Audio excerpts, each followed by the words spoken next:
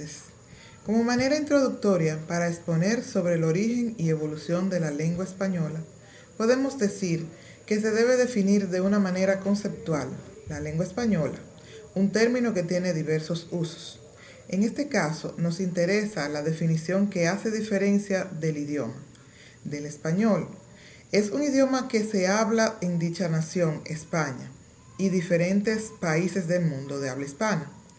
Consultamos a través de la internet, leyendo de diferentes autores sus obras más predominantes y tomando de lo mejor de cada uno de ellos. Podemos hablar sobre las épocas.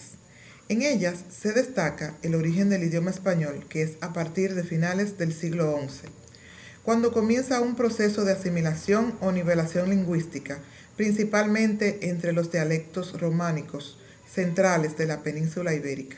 Este proceso es el que dará como resultado la formación de una lengua común española, el español. De hecho importante en el desarrollo del idioma es el sustrato vasco en las lenguas románicas. Comprende todos los fenómenos de interferencia lingüística del vasco o euskera.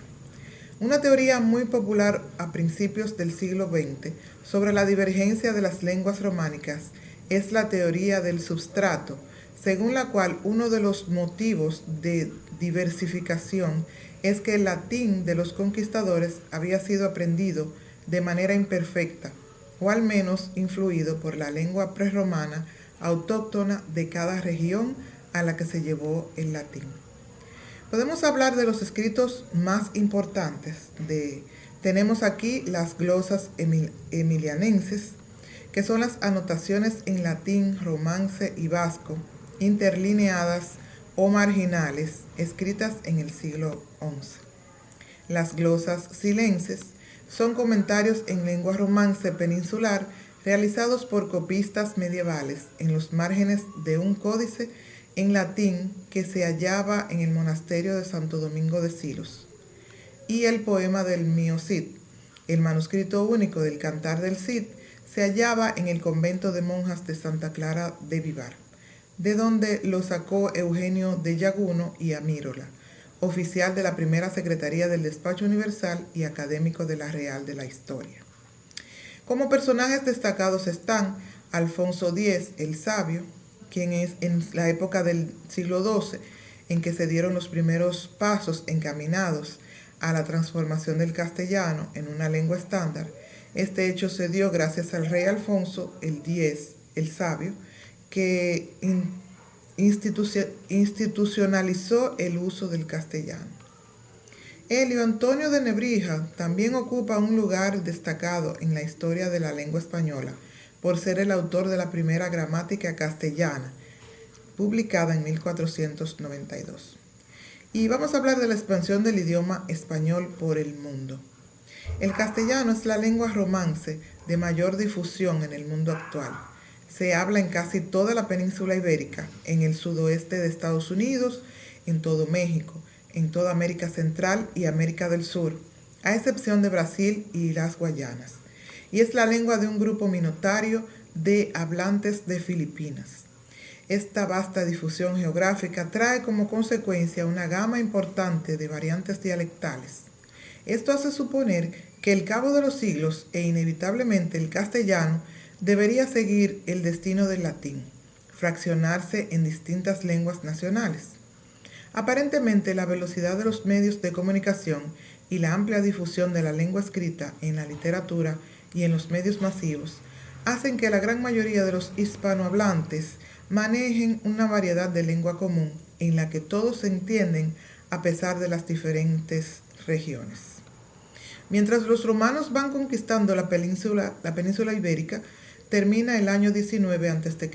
El latín, lengua del tronco indoeuropeo, se va extendiendo por todo el territorio creando una unidad lingüística que nunca había existido. Para su expansión recibe la ayuda del cristianismo, que la toma como vehículo de evangelización. Dentro de las características sociolingüísticas del español en República Dominicana, podemos hablar sobre que tradicionalmente se habla de 3 regiones geográficas con diferencias de pronunciación. Dentro de ellas tenemos la del sur, la del norte o Cibao y la del este Santo Domingo. El habla del Valle de la Vega Real o del Cibao. Esta está basada en el dialecto canario, aunque tiene una notable influencia gallega, que se destaca por ciertos arcaísmos y la transformación de la I al final de una sílaba en I o I vocálica. Por ejemplo, en la palabra general dicen generai. En la región sur es notable el rotacismo y la pronunciación explosiva de la R al final de una sílaba. Ejemplo, vámonos para el pueblo, vámonos para el pueblo. En la región este y Santo Domingo se predomina la L. O sea, cuando hablamos, algunos hablantes tienden a suprimir la R al final de sílabas por completo y se acortan mucho más las palabras y se puede suprimir la S o aspirarlas. Por ejemplo, en la palabra hablar dicen hablar y en los ojos dicen los ojos. Hablemos también del habla oculta. En el habla oculta tienen algunos rasgos específicos que, a pesar de no ser prescriptivamente correctos, son más aceptables. Por ejemplo, algunos de los fenómenos son los siguientes: reducción de nasales finales, como nasalización en las vocales, como por ejemplo en la palabra corazón dicen corazón, en la palabra acción dicen acción. El habla popular se caracteriza principalmente por el uso de algunos elementos antiguos y el apego a las formas tradicionales, como pocos usadas en otros lugares. Dentro de estas características podemos notar, dentro de una de ellas, desaparición de la S, Z o X que va al final de la sílaba. Ejemplo, en la palabra constante dicen contante. También está la desaparición de la R final en sílaba tónica. En la palabra, por ejemplo, ponérselo, dicen ponéselo. Está también la contracción del pretérito perfecto simple en tercera persona. Tenemos como ejemplo, me dijeron, ellos dicen me dijen. En la simplificación de grupos consonánticos de la X por S, tenemos el ejemplo de excelente, está la palabra excelente. También tenemos como característica la desaparición de consonantes intercaladas. En la palabra exactamente, dicen exactamente. También la diptongación de E frente a otra vocal. El ejemplo, mareando, dicen mareando. Apofonía de la O en la U, cuando las siguientes sílabas llevan I. En la palabra Macorís dicen Macurí.